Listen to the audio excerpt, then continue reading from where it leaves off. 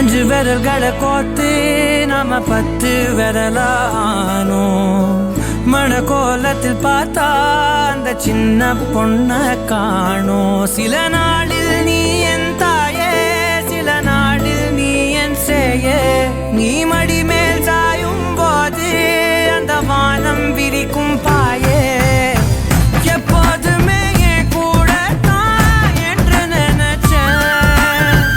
இப்ப நீயோ போகும்போது செத்து பொழைச்சேன் நீதானே கொலசாமி ஒரு வரமும் தாயே மகளாக பொறப்பேன்னு நீ சொல்லி போய உன் கூடவே